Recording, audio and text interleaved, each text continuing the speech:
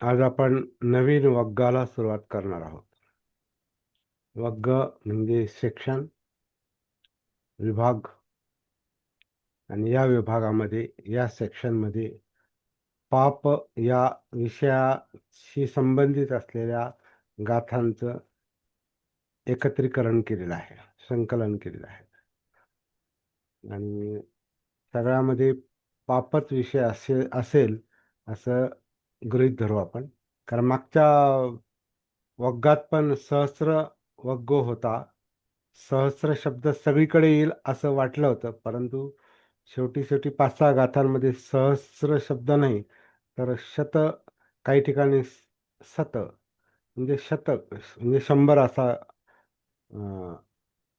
अंक आलेला आहे आणि सहस्र नाही, वगैरे वगैरे. म्हणजे आता कधी-कधी ते संकलन करताना पण सती नसावी, असं पण ते दिसतंय. चला ठीक आहे. आपल्याला अभ्यास करायला मिळतोय काही गाथांचा. आपण समग्रतेनं म्हणजे सगळं धम्मपद एकदाच विचारात घेण्याऐवजी, सगळं धम्मपद म्हणजे सगळ्या गाथा, सगळे वग्ग आणि सगळ्या गाथा एकदम विचारात घेण्याऐवजी एक-एक गाथेवर आपण फोकस केला पाहिजे. आपला विषय तो त्याच पद्धतीनं पुढे जाऊ शकतो. एका गाथेवर फोकस करायचा. मी तर म्हणतो एकेका शब्दावर फोकस करायचा. आणि शब्दावर पण नाही फोकस करायचा. शब्दाच्या अर्थावर फोकस करायचा. आणि अर्थावर पण फोकस नाही करायचा. याचा माझ्याशी काय संबंध आहे जीवनाशी? याच्यावर फोकस करायचा. म्हणजे खोलात शिरायचं. आणि खोलात शिरणं म्हणजे चिंतन आहे. प्रत्येक शब्दाची आपण खोड करायचा प्रयत्न करतो. जेवढं माहिती आहे तेवढं. काही शब्द नाही त्याच्याकडे तेवढं गांभीर्यानं पाहता पण येत नाही. जसे आपण काही मागे शब्द येऊन गेले.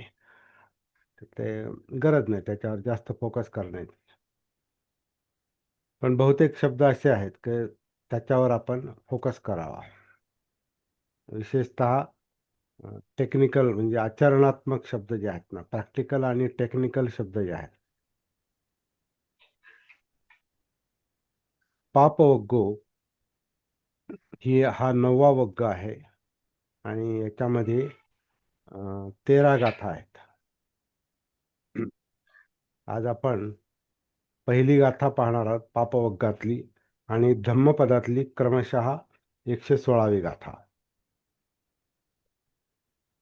अभित्थरेथ कल्याणी पापाचित्तं निवारे दंधं हि करोतोपयं पापस्मिं रमती मनो. तर इथं कल्याणचा अर्थ पुण्यकर्म असा केलेला आहे. गरज नव्हती तसं करायचं, पण केलंय त्यांनी. अर्थ तसा केलाय की पुण्यकर्म करण्यात त्वरा करा, लवकर. पापकर्मापासून चित्त दूर करा. हळूगतीने पुण्यकर्म करणाऱ्याचे मन पापकर्मात लिप्त होऊ शकते, असा यांनी अर्थ केलेला आहे याच्यामध्ये. अभिनंदन कौशल्य इंजिनचा अर्थ असा मूळ हिंदी त्याचा असा मराठी अनुवाद बोखारेंनी केलेला आहे आणि बार्टीने त्याचं प्रकाशन केलेलं आहे. बार्टी, डॉक्टर बाबासाहेब आंबेडकर रिसर्च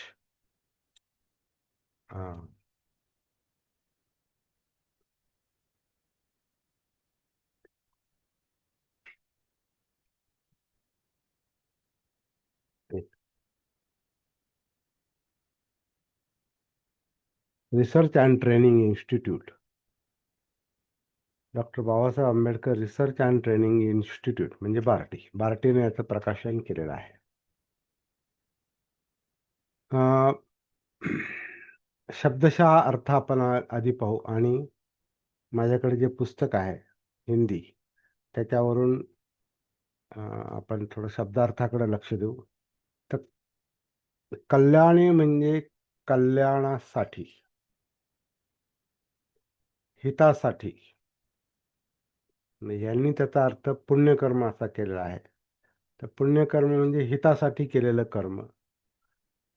तर त्या शब्दाचा संदर्भ बरोबर आहे, संदर्भाच्या अर्थाने बरोबर, पण त्याचा कल्याणचा अर्थ पुण्यच असा नाही, कारण पुण्याला अनेक कंगोरे आहेत. पुण्य, सगळ्या धर्मांमध्ये पापपुण्याची कल्पना आहे, आणि त्यांचं त्यांचं पुण्य आणि त्यांचं त्यांचं पाप. पाप ही संकल्पना, पुण्य ही संकल्पना ही स्वतंत्र आहे, वेगळी आहे. म्हणजे एखाद्या मुस्लिम माणसासाठी अल्लाला मानणं पुण्य आहे, नमाज पढणं पुण्य आहे, आणि न न मानणं तो काफर है, काफर, तो नास्तिक आहे, आणि तो पापी आहे. येशूच्या बाबतीत, येशू ख्रिस्तांच्या बाबतीत, ख्रिश्चनिटीच्या बाबतीत जो देवाचा पुत्र मानतो येशूला, तोच पुण्यवान आहे, त्याला स्वर्गात जागा मिळेल. जो त्याला मानत नाही तो पापी आहे. ग्रंथाला पण मानणं त्याच्यात आलंच. तिकडे काय म्हणतो आपण त्याला, इकडे बायबल आहे आणि तिकडे मुसलमानांचा कुराण आहे. तिसरं जे आहे, देवाधिदेव श्रीकृष्णाला जो मानतो तो पुण्यवान आहे, मानत नाही तो पापी आहे. गीतेला किंवा दुसऱ्या धर्मग्रंथाला मानतो, रामायण महाभारत याला मानतो, तो पुण्यवान आहे. नाही मानत तो पापी आहे. आणि त्यानुसार ती ती कर्म केली म्हणजे पुण्यकर्म, त्यानं कल्याण होईल.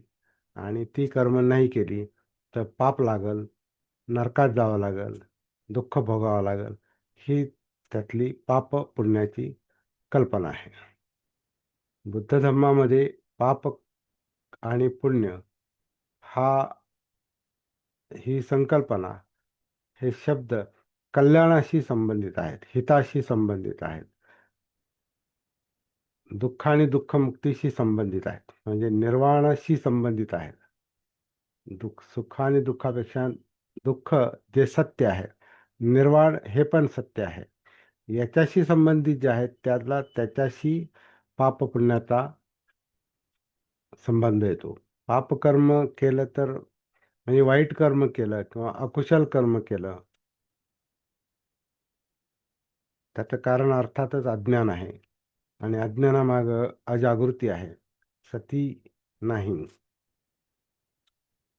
तर त्याच्यातून पापकर्म घडणार, कारण चित्त संयमित नाही, चित्त भानावर नाही, मन भानावर नाही. मग ती एक शक्ती आहे.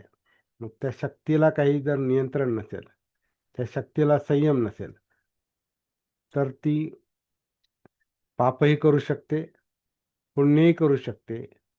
परंतु त्याच्यात जागृती असेल तर पुण्यच करील, म्हणजे चांगलंच काम करील, म्हणजे कुशलच काम करील, हितातच काम करील, कल्याणातच काम करील. आणि जर जागृती नसेल तर कधी कल्याणाचं काम होईल चुकून, कधी अकल्याणाचं काम होईल म्हणजे पापकर्म होईल. पण जिथं भान असेल, जिथं सती असेल, जागृती असेल, तिथं हिताचंच काम होणार, तिथं कल्याणाचंच काम होणार. आणि ही गाथा असं सांगते की कल्याणासाठी, हितासाठी त्वरा करा, घाई करा, सत्कर्म करण्यासाठी घाई करा. त्याला तर इथं पुण्य म्हटलंय, परंतु कुशल कर्म करण्यासाठी घाई करा, चांगलं काम करण्यासाठी घाई करा. म्हणजे गाफील राहू नका, प्रमादात राहू नका, असा या पहिल्या दोन शब्दातलाच अर्थ निघतो. याच्यामध्ये कल्याणासाठी अभिथरेथ, म्हणजे अभि म्हणजे त्वरित, तीव्र, तीव्र गतीनं, तीव्र अ, अ, म्हणजे तीव्र गतीनं, म्हणजे त्वरा करा, लवकर लवकर त्वरित करा, ती गोष्ट जल्दी करें, अत्यंत शीघ्र करे अभिथरेथ असा त्याचा अर्थ केला. म्हणजे त्वरा करा. कल्याणे कल्याणासाठी. त्यानं काय होईल? चित्त हे पापापासून मुक्त होईल. किंवा असं म्हटलंय की पापाला चित्तापासून मुक्त करा. वाईट कर्माला चित्ताचं पापापासून संरक्षण करा. चित्ताला पापापासून दूर ठेवा. किंवा इथं दुसरा असा अर्थ निघतो की सत्कर्म केलं तर पापापासून आपापच सुटका होते. सत्कर्मात जर मन गुंतलेलं असेल तर मग ते वाईट कर्म करणारच नाही.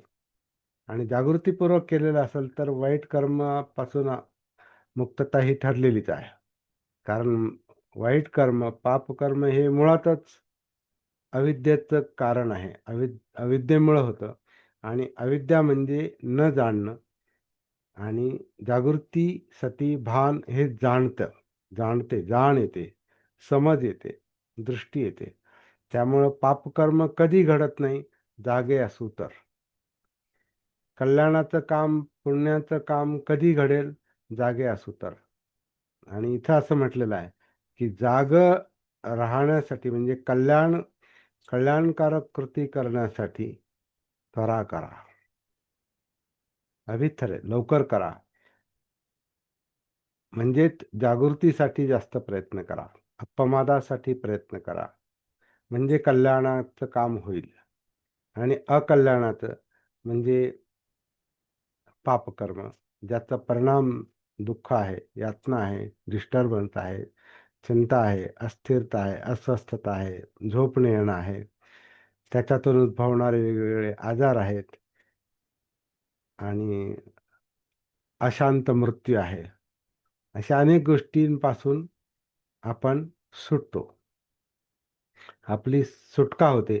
म्हणजे चित्ताची पापापासून सुटका होते. आणि चित्ताची म्हणजे अर्थात भावना पापातून मुक्त होतात आणि विचार पण त्यामुळे आपापच पापापासून मुक्त होतात.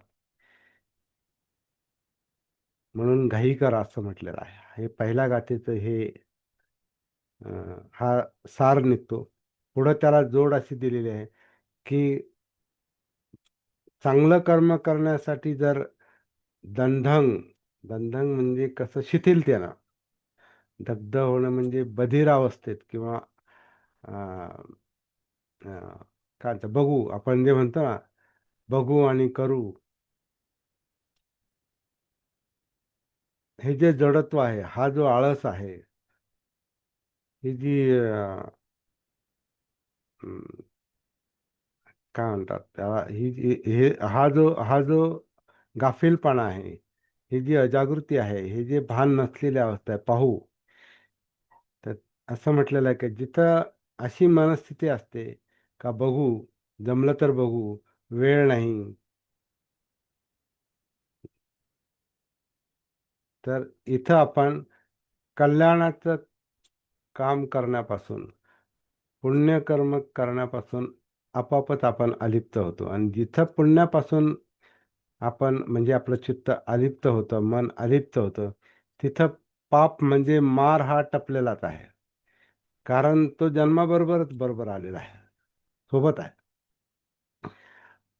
म्हणून दुःख सत्य आहे. सत्य घेऊनच जन्माला आलो आपण. पण दुःखमुक्ती हे पण सत्य आहे. पण त्याला त्याला विरुद्ध मानसिकता पाहिजे. जसं अविद्येतून, अज्ञानातून, अजागृत अवस्थेतून पाप जन्माला येतं, वाईट कर्म जन्माला येतं,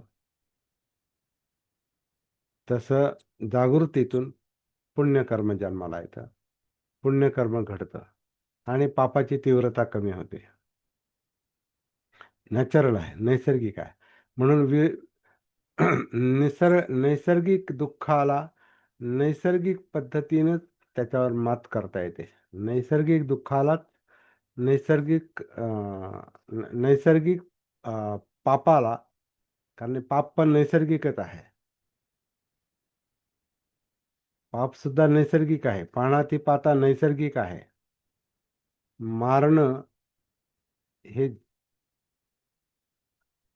लहान मूल पण मारतं दुसऱ्याला, किंवा प्राण्याला मारतं, किंवा कशाला त्याला त्याला कळत नाही. लहान मूल पण यातना देऊ शकतं, म्हणजे पापकर्म करू शकतं. लहान मूल म्हणजे थोडंसं मोठं झाल्यानंतर, जेव्हा त्याची इच्छा पूर्ण होत नाही, किंवा त्याच्या द्वेषामुळं तो वाईट कर्म, तो पानातिपात करू शकतो. थोडंसं आणखीन हे झालं तर तो खोटं पण बोलू शकतो, चोरी पण करू शकतो. वयात आल्यानंतर व्यभिचाराचा पण विचार करू शकतो. आणि आणखीन जरा मोठा झाला तर मद्यपान पण करू शकतो, किंवा दुसरी व्यसनं पण करू शकतो. काही मुलं तर लहानपणीच करतात. तर हे सगळं गाफील अवस्था आहे. हे सगळं ही सगळी गाफील अवस्थेची ही गाफील अवस्थेचे हे परिणाम आहेत. म्हणजे सती नसणं, भानावर नसणं, बाल अवस्था आहे. आणि त्याच्या विरोधात जर जागृत अवस्था असेल, ज्याच्यामुळे समज आलेली असेल, तर त्याच्यामुळे अविद्या कमी होते, विद्या वाढते, म्हणजे जाण वाढते. जाण वाढलं की बऱ्या वाईटाचं भान येतं, बरं वाईट कळतं. आणि बरं वाईट कळालं तर बरं किंवा चांगलं किंवा कल्याणाचं काम हातून घडू शकतं. आणि भान नसेल तर मग घडलं तर घडलं, नाही तर नाही, असं आहे ते. म्हणजे मनुष्य हा चांगल्या वाईट दोन्हींचा पण तो एक ते संमिश्रण आहे. माणसाचं चित्त, मन जे आहे, हे त्या त्या संस्कारानुसार चांगल्या वाईटाचं मिश्रण आहे. परंतु जागृती असेल तर ते चांगलंच होणार त्याच्यातून. सती असेल तर तर चांगलंच होणार, कारण सती हा प्रकाश आहे, आणि प्रकाशाने सद्वर्तनच निर्माण होतं सद्वर्तनातून. जागृतीतून सद्वर्तन निर्माण होतं, म्हणजे कल्याणाच्या गोष्टी. आणि आवडत असेल तर ते पुण्यकर्म त्याच्यातूनच निर्माण होतं, म्हणजे पुण्य शब्द आवडत असेल तर. पण कल्याणकारक गोष्टी ह्या जागृतीतूनच तयार होतात. त्यामुळे जो त्याच्यामध्ये शिथिलता ठेवतो, बघू, संधंग, पुण्य करण्यामध्ये जो शिथिल असतो, त्याचं मन पापामध्ये रमतं. पापस्मिंग रमती मनो. त्याचं मन पापामध्ये रमतं, कारण ते आधी ते घेऊन आलेलं आहे. मग ते त्याच्यातच रमतं परत. पापात आपण रमायची आवश्यकता नसते. पाप, अजागृत अवस्था ही अविद्या जी आहे, ज्याच्यातून जन्म झालेला आहे. अविद्या, संस्कार, विज्ञान, नामरूप, षडायतन, स्पर्श, त्याच्यात जो भाग आहे, म्हणजे आपण अस्तित्वात येणं. आपलं आपलं हे शरीर, आपलं मन, हे चित्त, हे जे दिसतंय, जाणवतंय, हे अस्तित्वात जे आलं ते अविद्येमुळेच आलेलं आहे. अज्ञानातूनच आलेलं आहे. म्हणून आपल्याला माहित नाही आपण जन्मलो म्हणजे काय झालं नेमकं. काय जन्माला आलोय 9 महिन्यानंतर, किंवा 9.5 9 महिने, 10 महिने काय असतील, किंवा 7व्या महिन्यात, 8व्या महिन्यात, जे काही, जेव्हा कधी आपण या जगात अवतरलो, अवतरलो म्हणजे आलो, माहित नाही का, तर ती अविद्या आहे. माहित नाही म्हणजेच अविद्या आहे. कारण भान नाही, असण्याचं भान नाही, अस्तित्वाचं भान नाही. त्याच्यामुळे त्याच्याबरोबर त्या अविद्येतून आलेल्या चांगल्या वाईटाचं पण भान नाही, पाप पुण्याचं पण भान नाही. पण वर्तन घडल्याशिवाय राहत नाही, कसे असो. चित्त मन कसे असो, वर्तन घडल्याशिवाय राहणार नाही. कारण चित्त मन हेच वर्तनाला, म्हणजे बोलण्याला आणि कृतीला जन्म देतं. वर्तन हे स्वतंत्र नाही, त्याचा संबंध मनाशी आहे. कायेचा संबंध मनाशी आहे, कारण कायेतच मन आहे, कायेतच चित्त आहे. त्यामुळे कायेला स्वतंत्र अस्तित्व नाही. काया ही मनाशी जोडलेली आहे. आधी मन आणि चित्त आहे, मग काय आहे, नामरूप. तर नाम म्हणजे माइंड आहे, मन आहे, कॉन्शियसनेस आहे, एनर्जी आहे, शक्ती आहे. शक्तीमुळं शरीर आहे. शक्तीमुळे शरीर निर्माण होतं.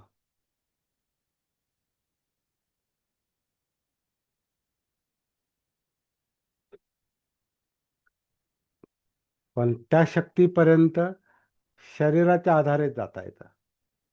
म्हणून आधी कायेत उतरावं लागतं.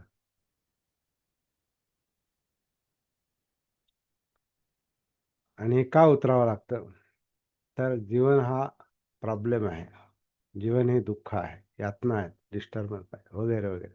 ते शब्द आपण वारंवार का बोलतो? विसरतो आपण.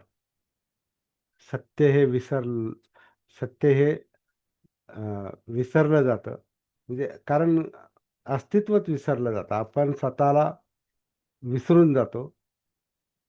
ते मुद्दाम नाही करत आपण. ती मनाची अवस्था, चित्ताची अवस्थाच अशी आहे का ती लवकर गाफील अवस्थेत जाते. कारण त्यातला जो अविद्येचा भाग आहे, अज्ञानाचा भाग आहे, अंधाराचा भाग आहे, तो फार मोठा आहे. अंधार मोठा आहे आतमध्ये आणि प्रकाश कमी आहे. इथं उलटं करावं लागतं. या साधनेमध्ये, सती जागृतीच्या साधनेमध्ये उलटं करावं लागतं. प्रकाशाची तीव्रता वाढवा, अंधार कमी होतो. अंधार कमी झाला म्हणजे प्रकाश वाढला की मग पापपुण्याचा न्याय तो प्रकाशच करतो. कारण त्या प्रकाशाला, तो प्रकाश म्हणजे समज आहे, दृष्टी आहे, सम्यक दृष्टी आहे. ही सम्यक दृष्टी पाहते की याच्यात काय आहे, या चित्तात काय आहे, मनात काय आहे.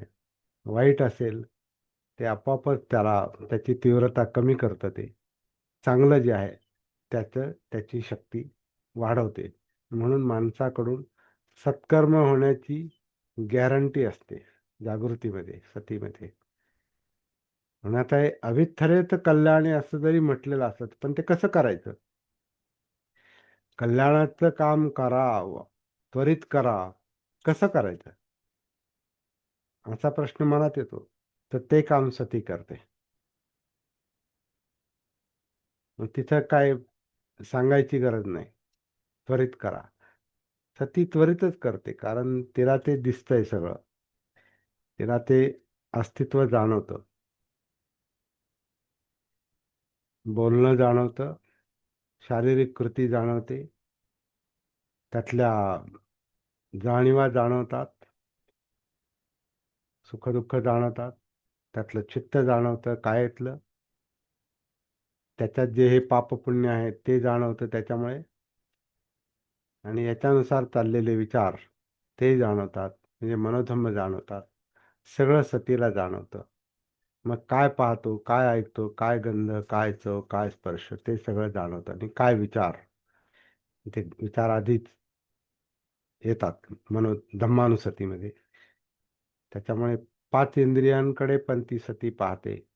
मग डोळ्यातलं पाहण्याला सती पाहते. ऐकण्यामध्ये ती ऐकते, गंधामध्ये गंध, चवीमध्ये चव, स्पर्शामध्ये स्पर्श सती पाहते. विचारातले विचार सती पाहते. भावनातल्या भावना सती पाहते. जाणीवातला जाणीवा सती पाहते. कायेतली काया सती पाहते. आणि कायेतला उदाहरणार्थ अनापान पण पाहते, श्वास पण पाहते. श्वासात उतरून आपण आता रिव्हर्स, परत अनुलोम प्रतिलोम म्हणतात त्याला, रिव्हर्स समजून पण घ्यायचं आणि रिव्हर्स जे जायचे आपल्याला मनोधम्मांपर्यंत आणि इंद्रियांपर्यंत आणि सगळ्या अस्तित्वामध्ये, जर आपल्याला रिव्हर्स जायचं असेल तर सर्वसाधारणपणे श्वासापासून सुरुवात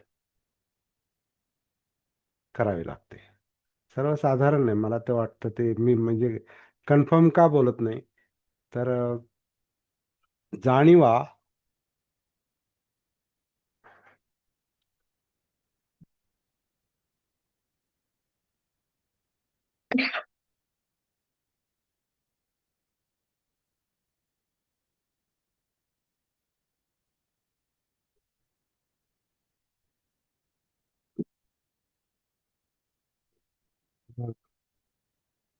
कन्फर्म आपण का असं म्हणू शकत नाही की श्वासापासूनच सुरुवात.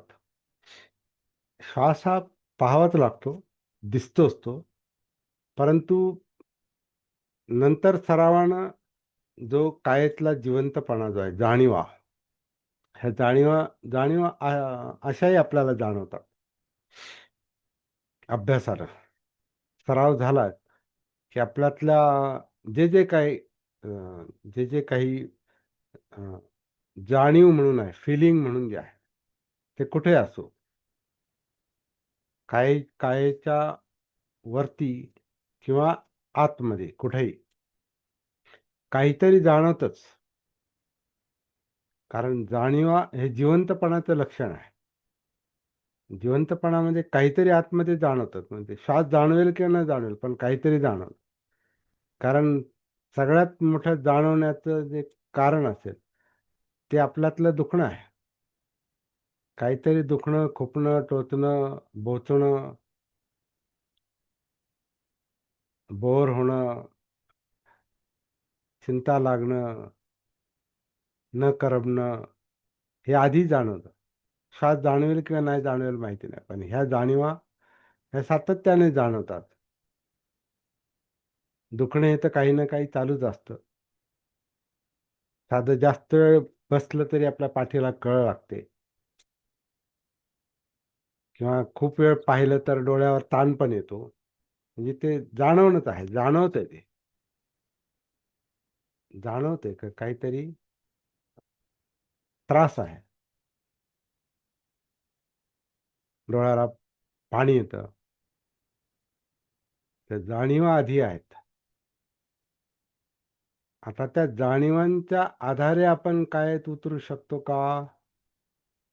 तर उतरू शकतो. परंतु ते जरा अवघड आहे. म्हणून हे सोपं आहे, की ही काया, हे शरीर आतून आतमध्ये श्वास घेतं, आतून श्वास बाहेर सोडतं, पोटामध्ये डायफ्रॅम म्हणजे श्वासपटल, श्वासपटलाची हालचाल जी आहे तीच आनापान करते. म्हणून त्याला श्वासपटल म्हटलेलं आहे. श्वास घेणारा पटल, श्वासोश्वास करणारा पटल, जो छाती आणि पोटाचं विभाजन करतो. त्याचं जे आकुंचन प्रसारण चालतं, त्याच्यावर मेंदूचं नियंत्रण असतं आणि त्या आकुंचन प्रसरणामुळे, नैसर्गिक आकुंचन प्रसरणामुळेच पोटाची हालचाल होते आणि छातीतही पोकळी निर्माण होते आणि हवा आत येते. आन आणि अपान त्या श्वासपटलामुळे जे चाललेलं आहे, ते आपल्याला आनापानसतीमुळे जाणवतं. पद्धतशीर उतरलो आपण आणि प्रॅक्टिस केली तर. असं सहज नाही जाणवत आहे. थोडी प्रॅक्टिस करावी लागते आणि सातत्याने करावी लागते आणि त्वरित करावी लागते. आत्ता, इथंच, लगेच. नंतर बघू, नंतर करू. नाही, आत्ता, इथं, लगेच. असाही याचा एक अर्थ निघतो. त्वरित, लगेच. लगेच वर्तमानात यायचंय. लगेच वर्तमानातला श्वास पाहायचा. वर्तमानातली काया बघायची. वर्तमानातल्या जाणीवा, वर्तमानातलं चित्त, वर्तमानातले विचार, वर्तमानातलं पाहणं, ऐकणं, स्पर्श, गंध, बोलणं आणि कृती, हे सगळंच वर्तमानात जे चाललेलं आहे, त्याच्याशी सती कनेक्टेड असली पाहिजे, आयडियली, आदर्श अर्थानं. आणि ती 24 अवर पाहिजे, 24 तास. आता ते कठीण जरी असलं तरी आपला उद्देश तो पाहिजे, की हां, ही अवस्था आपल्याला आली पाहिजे. कारण एकदा आतमध्ये जागृती सती झिरपली सगळ्या अंगामध्ये, सर्वांगामध्ये जर जागृती झिरपली, उतरली, सर्व अस्तित्वाचं, संपूर्ण अस्तित्वाचं, सर्वांगाचं, जिवंत सर्वांगाचं भान आलं, की मग आतलं सत्य कळतं. जगण्यातलं सत्य कळतं. मग प्रॉब्लेम कळतो, प्रश्न कळतो आणि प्रश्न सुटायला सुरुवात होते. म्हणून हाच एकमेव मार्ग आहे. हे केलं तर आपण त्वरित कल्याणाची गोष्ट करू शकतो लागलीच. आणि पापाचं वाईटाचं जे प्रमाण आहे, चित्ताचं जे प्रदूषण वाईट गोष्टीमुळं पापामुळं, आणि हे पाप म्हणजे आपण त्याला हे म्हणू शकतो म्हणजे शील नसणं.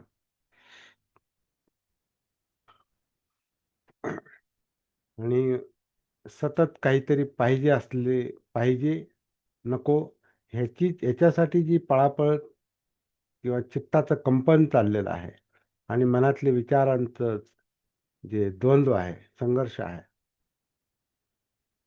तो ह्या सतीमुळे जाणवतो.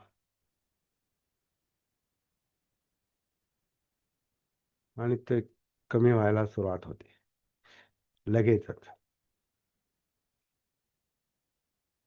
म्हणून याच्यात पाहून करू, बघू असं धोरण म्हणजे असा आळस, आता हे काय मुद्दाम नाही करत आपण, आपल्याला त्याचं जोपर्यंत पूर्ण महत्त्व लक्षात येत नाही तोपर्यंत आपल्याकडून त्वरित काम होत नाही. तोपर्यंत पाहू आणि करू, बघू असंच चालतं. ती गाफील अवस्था आहे. ती ही दग्ध अवस्था आहे. दंधंग जे म्हटलंय ना, ती एक गाफील अवस्था आहे. म्हणजे याला अं, दंधंग दंधंग म्हणजे मगाशी आपण पाहिलं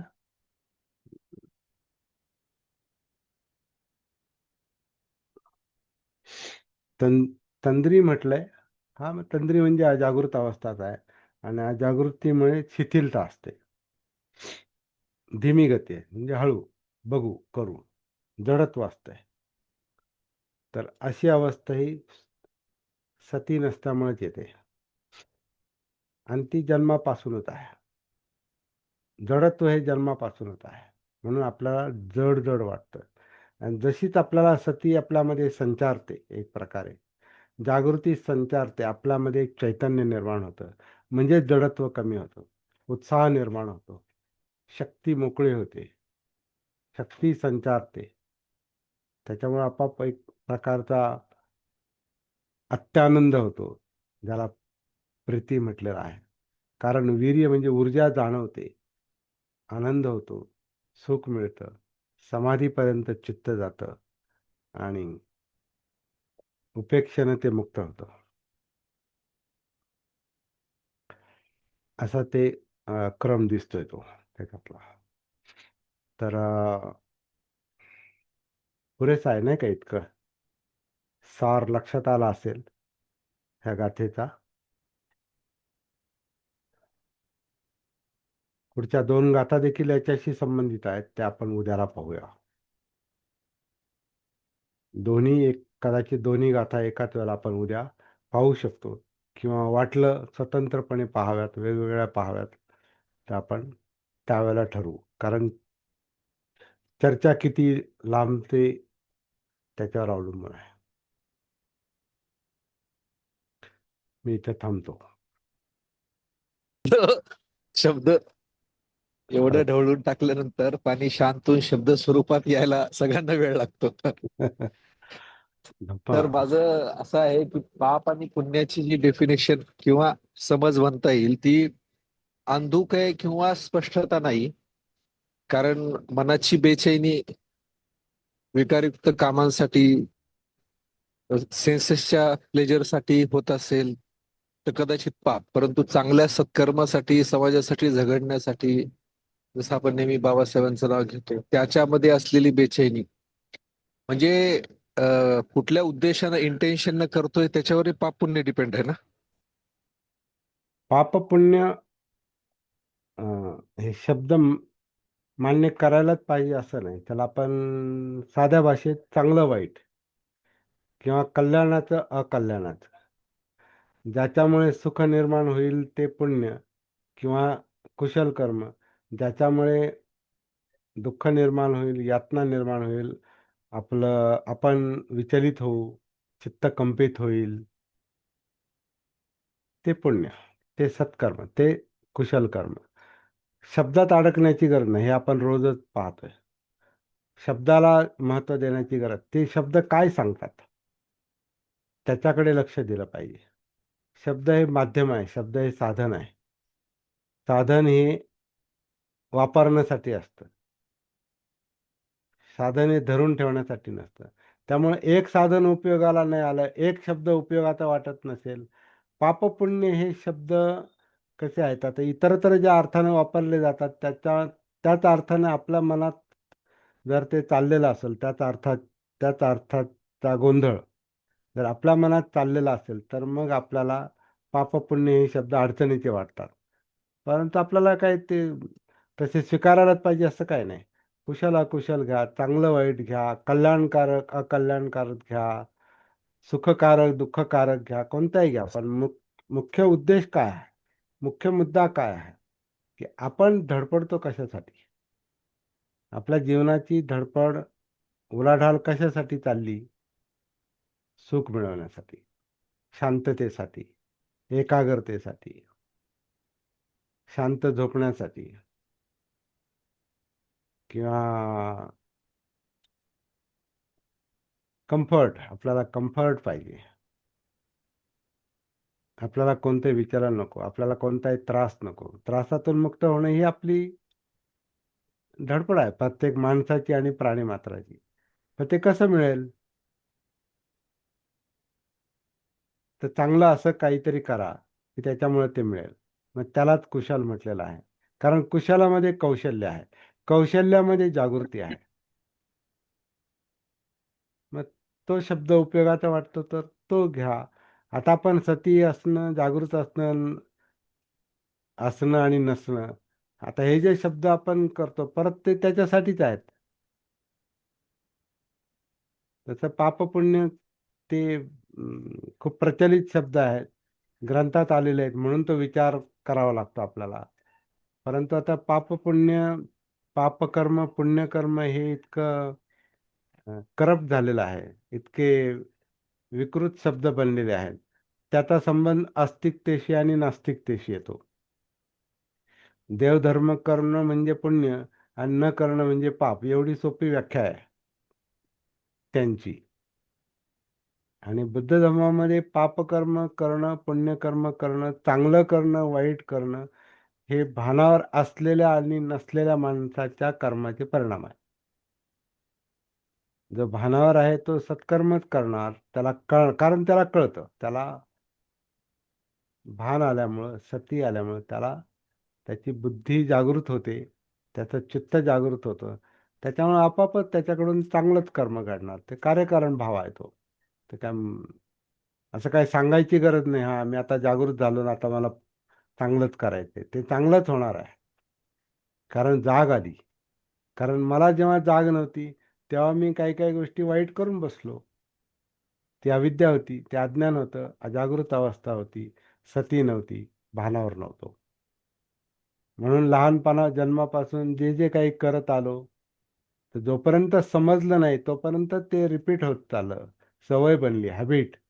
कारण संस्कार, त्यानंच मी संस्कारित झालो, म्हणून तसंच वागत आलो. आता जाग आली, आता भान आलं, आता पूर्वीच्या केलेल्या गोष्टींचं रिपिटेशन होणार नाही, त्याची पुनरावृत्ती होणार नाही. आता त्याचं प्रमाण कमी कमी होईल. आणि विशेषतः जे वाईट वाईट किंवा अकुशल, जे यातनादायक होतं, जे भयकारक होतं, त्या गोष्टी जागृतीमुळे आपोआपच त्याची तीव्रता कमी होईल. आणि त्याची तीव्रता कमी याच्यामुळे होईल, कारण इकडं चांगलं काय आहे, योग्य काय आहे, हे आता समजलेलं आहे. आणि हे पारडं जितकं जास्त जड होत जातं ते तितकंच हलकं होत जातं. आणि नंतर मग आपण दोन्ही याच्यातून मोकळं होतो. कारण आपल्याला हे कळतं का हे सगळं कशाचा परिणाम आहे.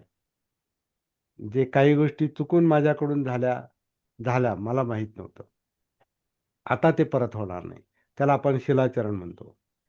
आता मी सत्कर्म करणार, आता मी शिलाचरण करणार. पूर्वी केलं नाही, कारण माझ्यात मी नव्हतो, माझं मला भान नव्हतं. त्यामुळं कसंही पहा, शब्द कोणतेही घ्या, मुख्य मुद्दा काय आहे, सार काय, सार लक्षात घेतला पाहिजे. सार ज्याला सार ज्याला कळतो ना त्याला पसाऱ्याची गरज नाही. ज्याला सार कळत नाही तो पसाऱ्याकडे जातो. कारण त्याला ते कळालं नाही. एकदा सार आला की मन चित्त सगळं शांत होतं.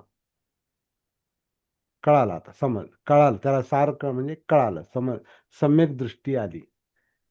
एकदा समज आली, सम्यक दृष्टी आली, काही करायचं बाकी राहत नाही. कारण त्याच्यातून सम्यक संकल्प निर्माण होतो, सम्यक वाणी निर्माण होते, सम्यक कर्मांत निर्माण होतं. आपली लाईफस्टाईल आपण बरोबर ऍडजस्ट करून घेतो. जीवनशैली, आजीविका, मग त्याच्यात पैसे मिळवण्याचं काम असो किंवा नसो, सगळंच 24 तासाचे जे जगणं आहे, दिवसभराचं, दिवस रात्र, त्याला आजीविका म्हटलेलं आहे. जीवन जगण्याची पद्धती, लाईफस्टाईल. मग ते 24 दिवसाची असो, आठवड्याची असो, महिन्याची असो, जीवनभराची असो, जीवनशैली आपली या सम्यक दृष्टीमुळे म्हणजे जागृतीमुळे बदलते. जीवनशैली बदलते, प्रयत्न बदलतात आपले, मग सत्कर्मच हातातून होतो. पण हे सगळं करायला आधी सती पाहिजे. अष्टांग मार्गात जरी ते अंग 7वं असलं तरी दुसरे काही सूत्र असे सांगतात का ते पहिलं आहे. सती हे पहिलं, आधी भान पाहिजे, आधी भान आलं पाहिजे. श्वासाच्या पातळीवरचं भान, कायेच्या जाणीवांच्या चित्त, विचार प्रक्रिया, पाहणं, ऐकणं, गंध, तो स्पर्श, सगळ्या पातळी म्हणजे जगण्याचं आधी भान आलं की मग त्याच्यातून दृष्टी डेव्हलप होते, मग संकल्प, मग वाचा सुधारते, मग कर्मांत, मग आजीविका. आणि जेवढी जाग येते तेवढेच तसाच व्यायाम चालतो, म्हणजे प्रयत्न चालतात. म्हणजे अष्टांग मार्गाच्या क्रमानच ते शब्द पाहण्याची आवश्यकता नाही. म्हणून त्याला अनुलोम प्रतिलोम असं म्हटलेलं आहे. उलट सुलट त्याचं अभ्यास आणि परीक्षण केलं पाहिजे. त्यामुळे पापपुण्य ह्या शब्दाच्या निमित्तानं आपण ही चर्चा करतोय. शब्द समजा नाही नसतील आवडत तर काय आपल्याला बुद्धांनी सक्ती केली नाही, हे असंच असंच पहा. सार लक्षात आला पाहिजे आणि हेतू, उद्देश, हे सगळं कशासाठी.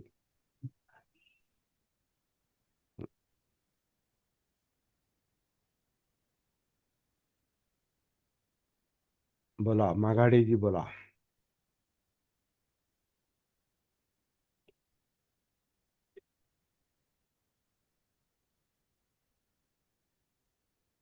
बाकी आज नवीन कोण जॉईन झाले काय? मोबाईल नंबर जो आहे तो का? हा, बोला मॅडम.